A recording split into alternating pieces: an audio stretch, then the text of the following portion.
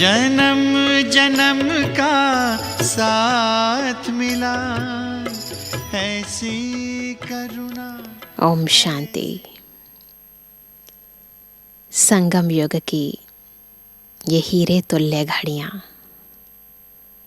जब हम एक का एक नहीं, एक का पदम गुणा फल प्राप्त करने के लिए पुरुषार्थ कर रहे हैं।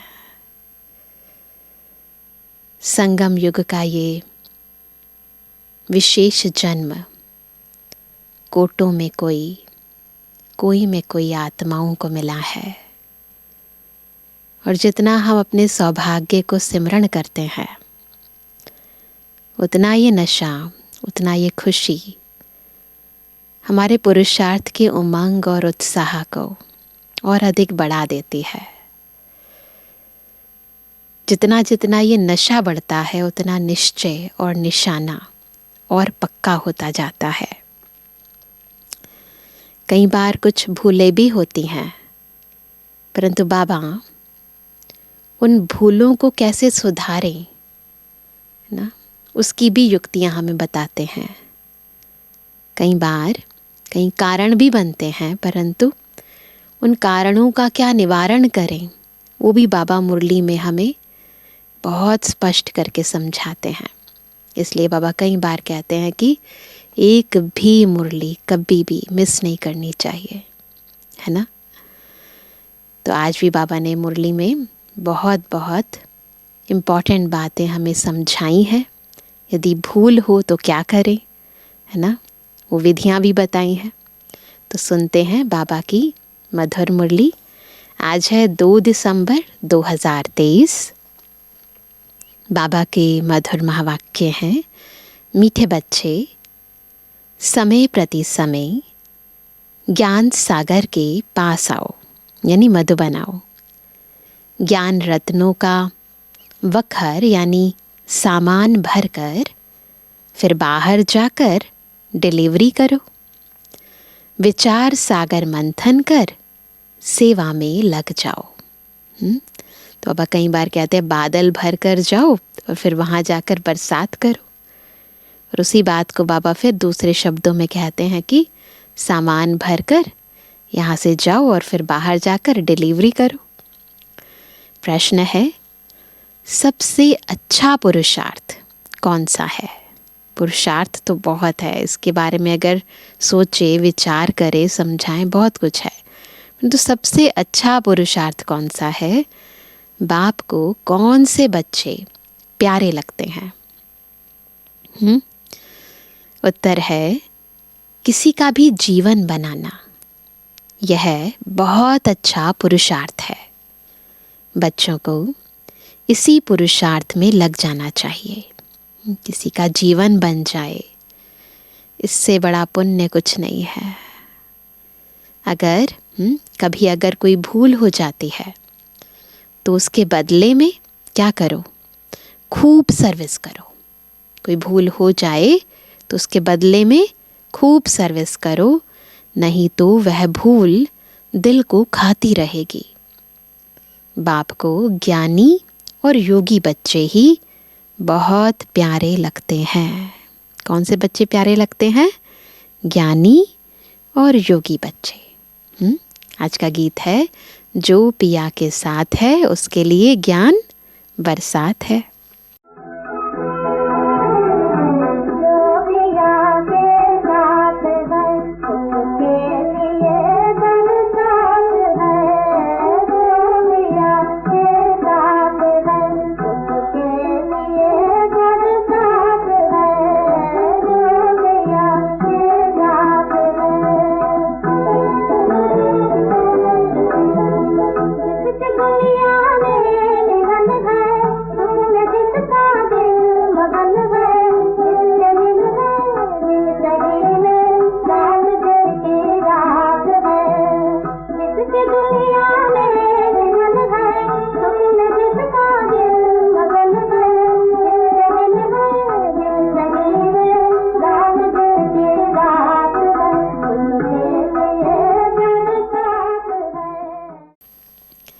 ओम शांति। बच्चे समझ सकते हैं कि सम्मुख मुरली सुनना व टेप में सुनना व कागज़ पर पढ़ने में फ़र्क ज़रूर है ना। गीत में भी कहते हैं, जो पिया के साथ है। बरसात तो सबके लिए है, ज्ञान तो सबके लिए है ना, परंतु साथ में रहने से बाप के एक्सप्रेशन को समझने, भिन्न भिन्न डायरेक्शन को जानने का बहुत फ़ायदा होता है। ये बात तो समझते हैं ना सभी, परंतु ऐसे भी नहीं किसको बैठ जाना है, ऐसे भी नहीं सब आकर मधुबन में बैठ जाएं। वखर यानी सामान भरा और जाकर सर्विस की, फिर आया वखर भरने, है ना। मनुष्य सामान खरीद करने जाते हैं बेचने के लिए, बेचकर फिर सामान लेने आते हैं। यह भी ज्ञान रत्नों का वखर है। वखर लेने वाले तो आएंगे ना। कोई डिलीवरी नहीं करते हैं, पुराने वखर पर ही रहते हैं, ऐसे भी होते हैं। नया लेने नहीं चाहते हैं, ऐसे भी बेसमझ है। आते नहीं हैं, बाबा से ज्ञान सुनते नहीं हैं, पुराने में ही कहते ठीक है इसी से काम चला लेंगे। मनुष्य तीर्थों पर जाते हैं, तीर्थ तो नहीं आएंगे ना, है ना, क्योंकि वह तो जड़ चित्र है ना। जड़ चित्र तो जड़ तीर्थ या जड़ स्थान अपने आप चल कर तो नहीं आएंगे, तो वहाँ पर तो मनुष्यों को खुद ही जाना पड़ता है। इन बातों को बच्चे ही जानते हैं, मनुष्य तो कुछ भी नहीं जानते। बहुत बड़े बड़े गुरु लोग, श्री श्री महामंडलेश्वर आदि जिज्ञासुओं को तीर्थों पर ले जाते हैं। त्रिवेणी पर कितने जाते हैं, है ना। नदी पर जाकर दान करने को पुण्य समझते हैं। यहाँ भक्ति की तो बात ही नहीं, वो सब बातें यहाँ नहीं हैं। यहाँ तो बाप के पास आना है, तो बच्चों को समझकर फिर समझाना है। यहाँ सब सूक्ष्म बातें हैं, स्थूल में कुछ ऐसे नहीं करना है। प्रदर्शनी में भी मनुष्यों को समझाना है। यह जो 84 जन्मों का चक्र लगाते हैं, यह तो बच्चे जानते हैं, सब नहीं लगाते हैं। इसमें समझाने की बड़ी युक्ति चाहिए। सब थोड़ी ना 84 जन्म का चक्र लगाते हैं। इस चक्र में ही मनुष्य मूंझते हैं। झाड़ का तो किसको पता ही नहीं है। शास्त्रों में भी चक्र दिखाते हैं, स्वदर्शन चक्र दिखाते हैं। कल्प की आयु चक्र से निकालते हैं। चक्र में ही रोला है, समझते नहीं है, सारा कंफ्यूजन ही इसके अंदर है। हम तो पूरा चक्र लगाते हैं, 84 जन्म लेते हैं। बाकी इस्लामी, बौद्धि आदि वह तो बाद में आते हैं। हम कैसे उस चक्र से सतो, रजो, तमो में पास करते हैं, वह गोले में दिखाया हुआ है। बिल्कुल क्लियर है गोले के चित्र में कैसे हम अलग अलग स्टेजेस से पास होते हैं। बाकी और जो आते हैं इस्लामी, बौद्धि आदि, उनका कैसे दिखावें?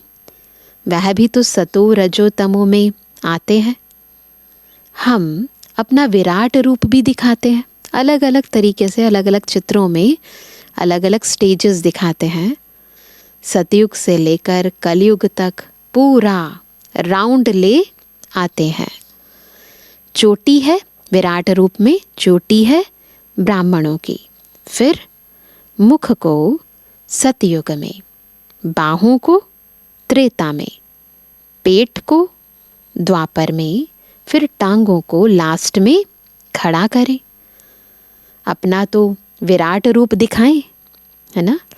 बाकी अन्य धर्म वालों का कैसे दिखाएं? उनका तो वो सभी लोग सारे के सारे वर्णों में नहीं आते हैं ना। उसे भी शुरू करें तो पहले सतु प्रधान, फिर सतो, रजो, तमो, तो उनका भी बना सकते हैं, कि वो भी स्टेजेस से तो पार करते हैं, परंतु पूरे 84 जन्म नहीं लेते। तो इससे सिद्ध हो जाएगा कि कभी भी कोई निर्वाण में नहीं गया है, यानी सभी स्टेजेस से पार होते हैं ना, कोई निर्वाण नहीं जाता है। हर धर्म वाले जब आते हैं सृष्टि चक्र में तो यहीं पर ही जन्म पुनर्जन्म में आते रहते हैं, स्टेजेस से पास होते रहते हैं, ऊपर कोई नहीं जाता है। उनको तो इस चक्र में आना ही है, हर एक को सतो रजो तमो में आना ही है।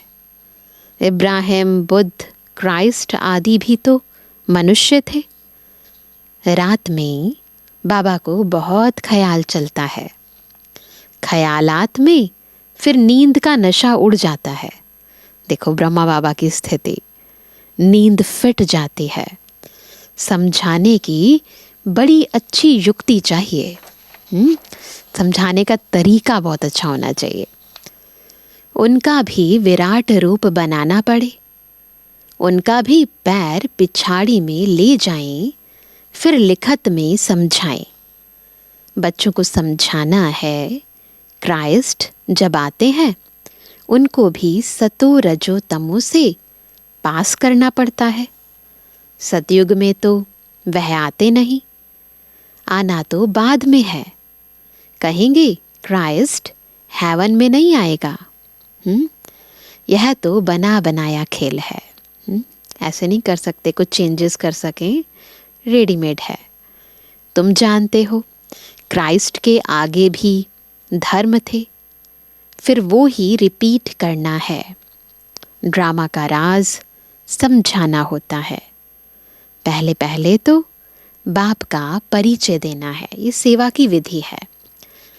बाप से कैसे सेकंड में वर्षा मिलता है, गाया भी हुआ है क्या, सेकंड में जीवन मुक्ति। देखो बाबा के कितने ख्यालात चलते हैं, ब्रह्मा बाबा के।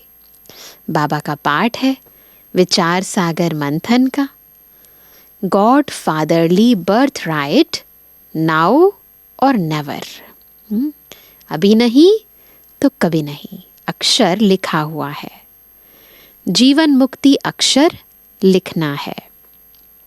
लिखत क्लियर होगी तो समझाने में सहज होगा।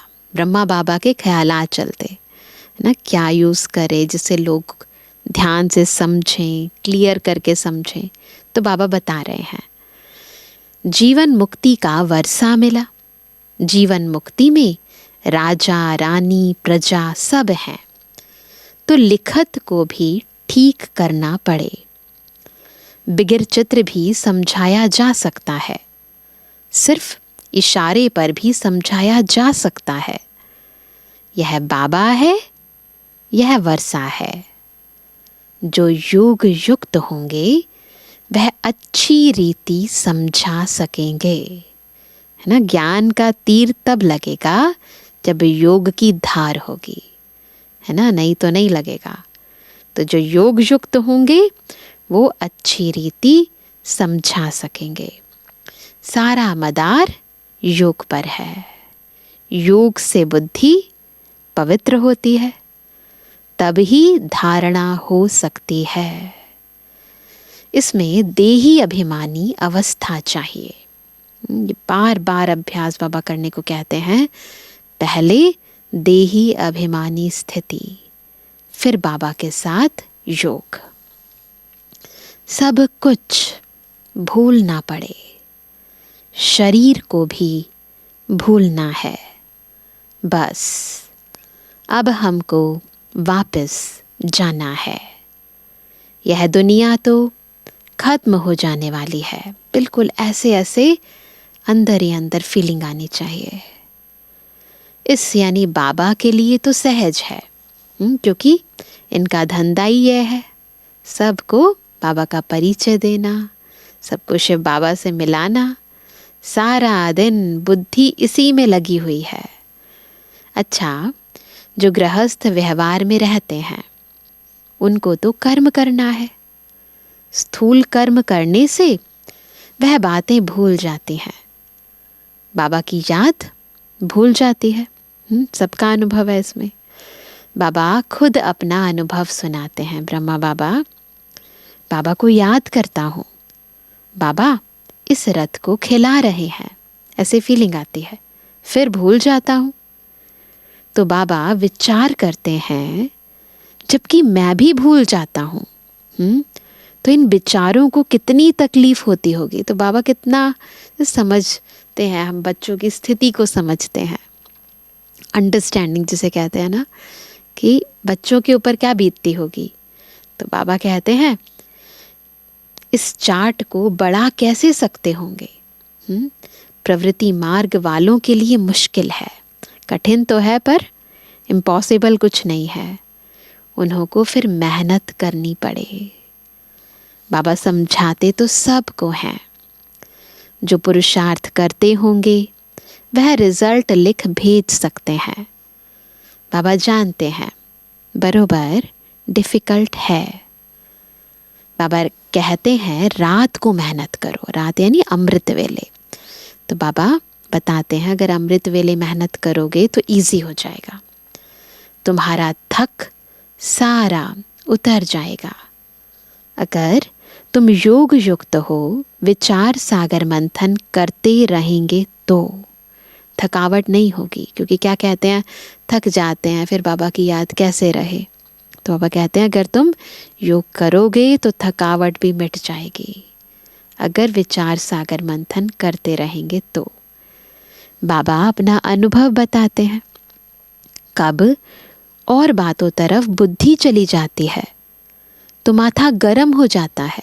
जैसे ही दुनियावी बातों में बुद्धि जाती है ना, तो माथा गर्म हो जाता है। फिर उन तूफानों से बुद्धि को निकाल इस विचार सागर मंथन में लग जाता हूँ, तो क्या होता है, माथा हल्का हो जाता है। तो बाबा देखो युक्ति बता रहे हैं कैसे माथा भारी, माथा हल्का होता है। तो कैसे करना है हल्का, दुनियावी बातों से निकाल कर बस ईश्वरीय ज्ञान का मनन मंथन करो। माया के तूफान तो अनेक प्रकार के आते हैं, इस तरफ बुद्धि लगाने से वह थकावट सारी उतर जाती है, बुद्धि रिफ्रेश हो जाती है। तो क्या करेंगे बुद्धि को रिफ्रेश करने के लिए, बस ईश्वरीय ज्ञान का मनन मंथन करते रहो। बाबा की सर्विस में लग जाते हैं तो योग और ज्ञान का मक्खन मिल जाता है, ताकत आ जाती है। यह बाबा अनुभव बता रहे हैं, तो हमें भी करना है ना ऐसे, है ना। बाप तो बच्चों को बताएंगे ना, ऐसे ऐसे होगा, माया के विकल्प आएंगे, बुद्धि को फिर उस तरफ लगा देना चाहिए, बस चेक और चेंज करते रहना चाहिए। चित्र उठाकर उसी पर ख्यालात करना चाहिए, तो माया का तूफान उड़ जाए। बस जैसे ही माया आए तुरंत बाबा की मुरली उठा लो, ज्ञान की पॉइंट बुद्धि में रखकर विचार सागर मंथन करना शुरू कर दो, या कोई चित्र उठा लो, उसके बारे में सोचना शुरू कर दो, माया भाग जाएगी। बाबा जानते हैं कि माया ऐसी है जो याद में रहने नहीं देती, थोड़े हैं जो पूरा याद में रहते हैं, बड़ी बड़ी बातें तो बहुत करते हैं। अगर बाबा की याद में रहें तो बुद्धि क्लियर रहे। याद करने जैसा माखन और कोई है नहीं, परंतु स्थूल बोझ बहुत होने से याद कम हो जाती है। क्यों होती है कम? स्थूल बोझ बहुत उठाकर बैठे हैं, तो वो भी बाबा को दे दो, है ना। बंबई में देखो पोप आया, कितनी उनकी महिमा थी, जैसे कि सबका भगवान आया था। ताकत वाले हैं ना। भारतवासियों को अपने धर्म का पता नहीं है, अपना धर्म हिंदू कहते रहते हैं। हिंदू तो कोई धर्म ही नहीं है, कहाँ से आया, कब स्थापन हुआ, किसको पता नहीं है। तुम्हारे में ज्ञान की उछल आनी चाहिए, शिव शक्तियों को ज्ञान में उछल मारनी चाहिए। उन्होंने तो शक्तियों को शेर पर दिखाया है। दुनिया में जो भक्ति मार्ग में चित्र हैं दिखाते हैं ना, शेर पर सवारी है सारी ज्ञान की बात। पिछाड़ी में जब तुम्हारे में ताकत आएगी तो साधु संत आदि को भी समझाएंगे। इतना ज्ञान जब बुद्धि में हो तब उछल आ सकती है। ऐसे मन में आना चाहिए, समझाएं इनको, ऐसे समझाएं, ऐसे समझाएं, तो उछल आनी चाहिए। जैसे चक्राता गांव में खेती करने वालों को टीचर पढ़ाते हैं तो वह पढ़ते नहीं, उनको खेती बाड़ी ही अच्छी लगती है। ऐसे आज के मनुष्यों को यह ज्ञान दो तो कहेंगे यह अच्छा नहीं लगता, हमको तो शास्त्र पढ़ने हैं।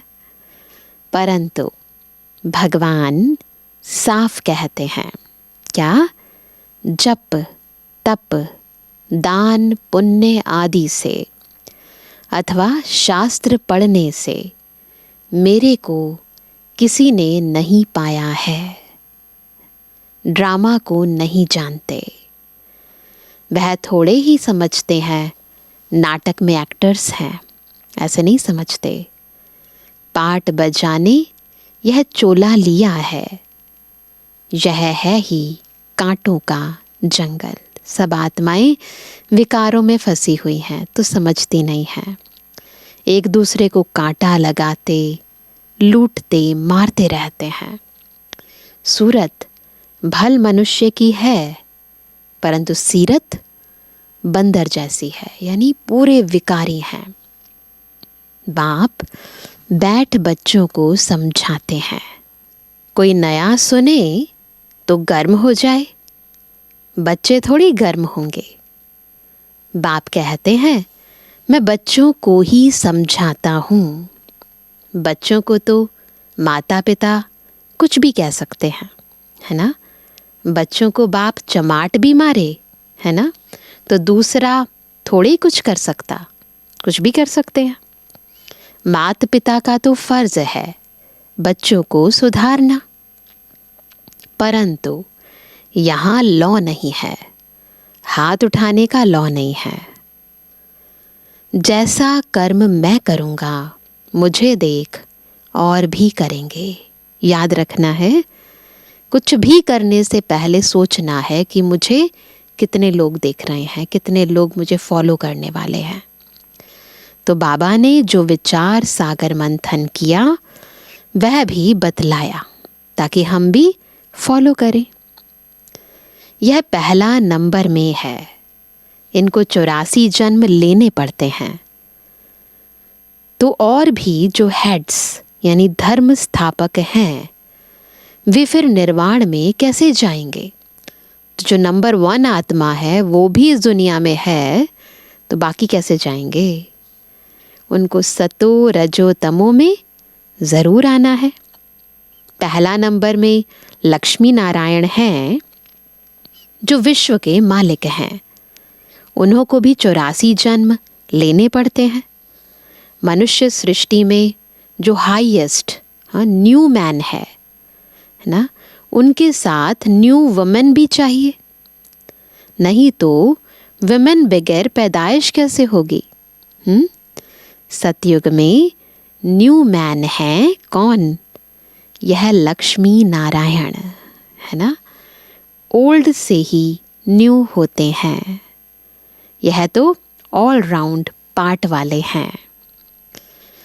बाकी भी सब सतों से तमो में आते हैं, ओल्ड बनते हैं, फिर ओल्ड से न्यू हो जाते हैं। ये साइकिल सबके साथ होती है।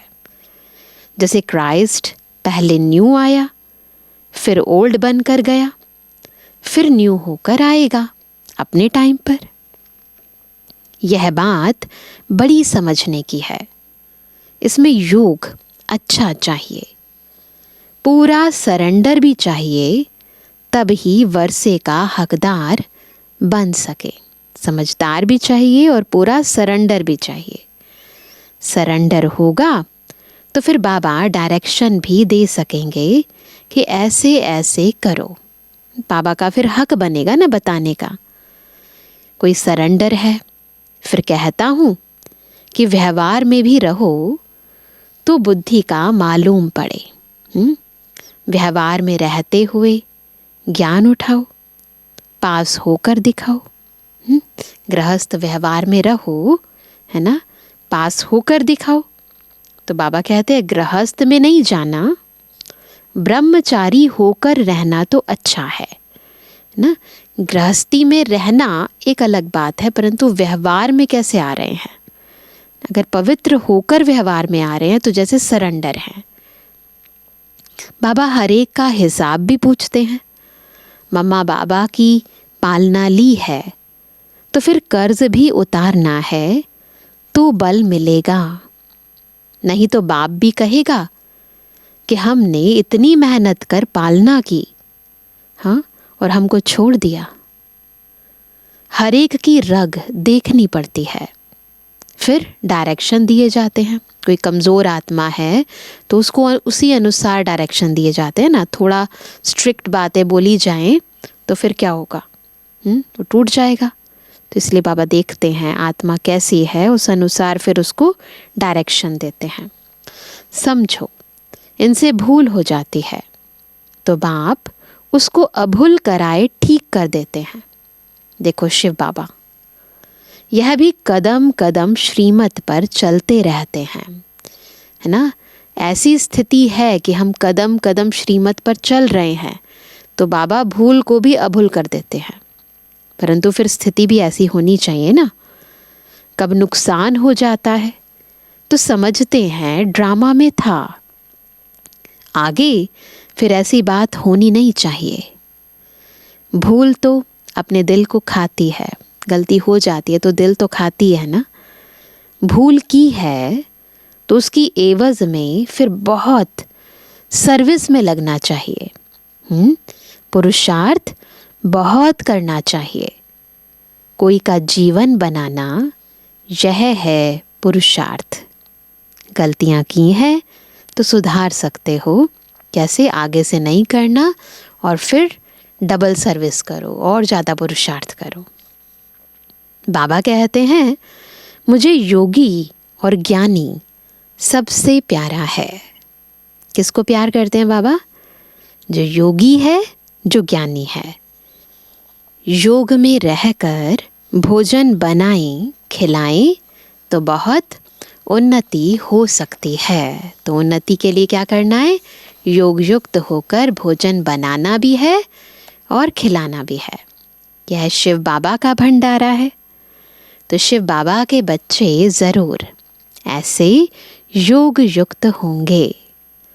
धीरे धीरे अवस्था ऊंच होती है, टाइम ज़रूर लगता है। हर एक का कर्म बंधन अपना अपना है। जैसे जैसा कर्म बंधन वैसे वैसे फिर आत्माओं की स्थिति होती है। तो बाबा कहते हैं कन्याओं पर कोई बोझ नहीं है दुनियावी रीति से। हाँ, बच्चों पर है, भाई पर होता है। बड़े बच्चे हो गए हैं तो माता पिता को बोझ पड़ता है। बाप ने इतना समझाया, इतना समय पालना की है तो उन्हों की पालना करनी पड़े। माँ बाप बच्चों को इतना बड़ा करते हैं तो फिर बच्चों का भी फर्ज हो जाता है ना उनकी पालना करना। हिसाब चुकतू करना है तो उनकी भी दिल खुश होगी। सपूत बच्चे जो होते हैं तो वह मुसाफिरी से लौटने पर सब कुछ बाप के आगे रखते हैं। जो कुछ भी कमाते हैं वो फिर अपने माता पिता के सामने रखते हैं। कर्जा उतारना है ना, बहुत समझने की बातें हैं। तो हमें भी क्या करना है? सब कुछ बाबा को सौंप देना है। ऊंच पद पाने वाले ही शेर मुआफिक उछलते रहेंगे, है ना। तो क्या करना है? शेर की तरह उछलना है। शेर बनना है ना सबने। अच्छा, तुम लकी सितारों पर याद प्यार नंबर 1 पूछा था। रूहानी बच्चों की, रूहानी बाप दादा को गुड मॉर्निंग, नमस्ते नमस्ते नमस्ते। धारणा के लिए मुख्य सार। पहला, योग में रहकर भोजन बनाना है। योग में ही रहकर भोजन खाना और खिलाना है।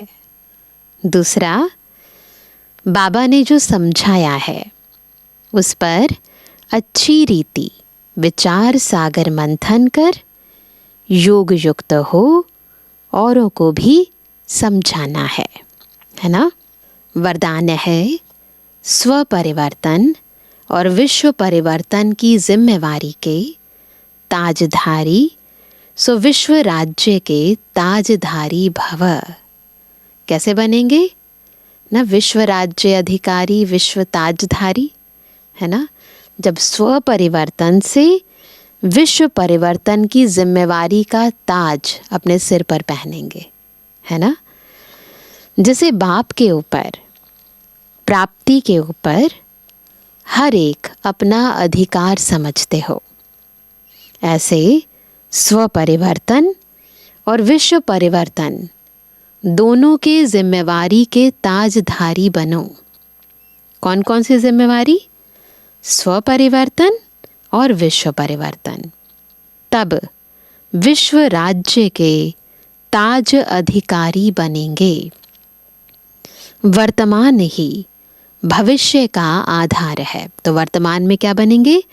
स्व परिवर्तक और विश्व परिवर्तक। चेक करो और नॉलेज के दर्पण में देखो कि ब्राह्मण जीवन में पवित्रता का, पढ़ाई और सेवा का डबल ताज है।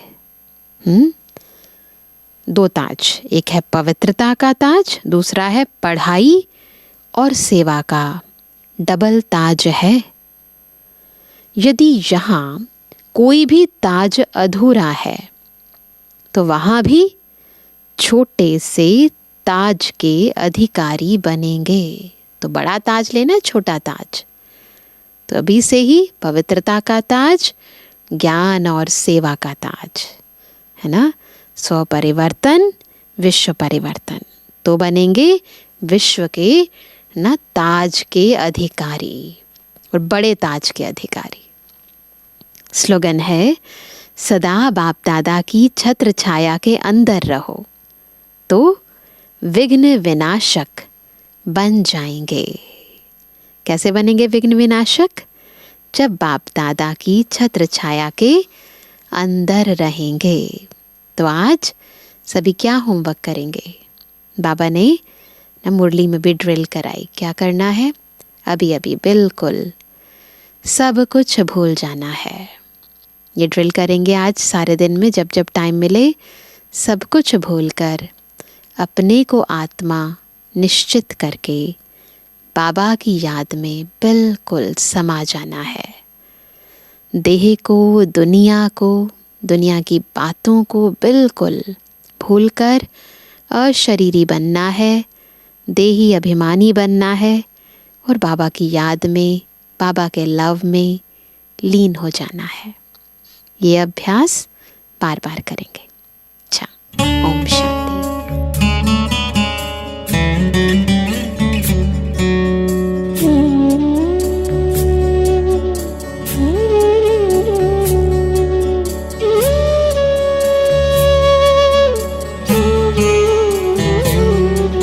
मधुर रागिनी सा तेरा प्यार बाबा, शीतल चांदनी सा तेरा प्यार बाबा। मधुर रागिनी सा तेरा प्यार बाबा, शीतल चांदनी सा तेरा प्यार बाबा। निर्मल सी गंगा, उज्ज्वल सी यमुना, निर्मल सी गंगा, उज्ज्वल सी यमुना, परम पावनी सा तेरा प्यार बाबा। मधुर रागिनी सा तेरा प्यार बाबा,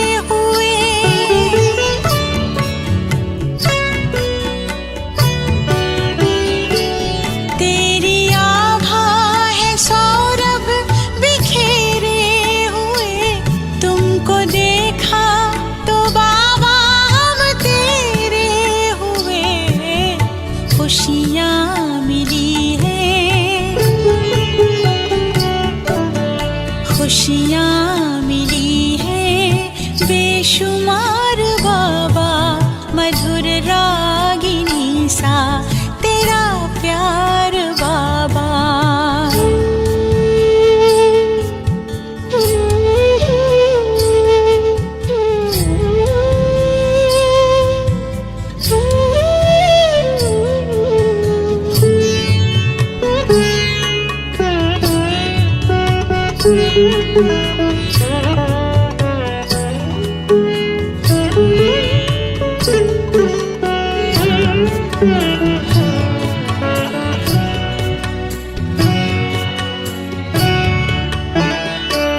जिंदगी सोने जैसी खरी हो गई, कैसी हम पे ये जादूगरी हो गई।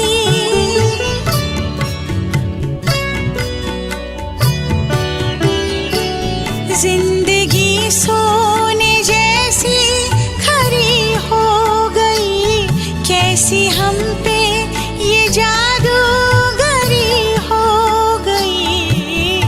जीवन में आई,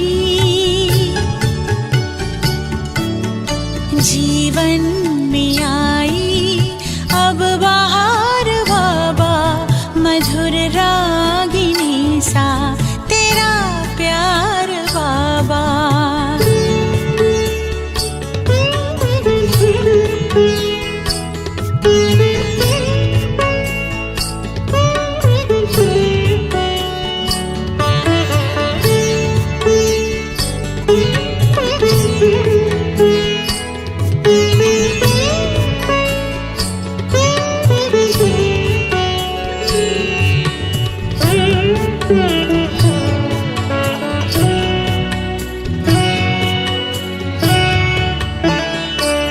ज्ञान की पाई अनमोल हमने निधि, योग की तुमसे सीखी अनोखी विधि।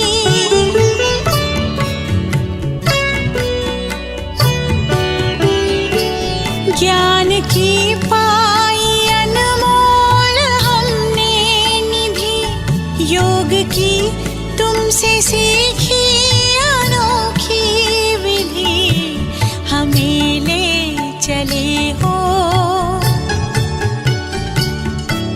हमें ले चले हो उस पार बाबा, मधुर रागिनी सा तेरा प्यार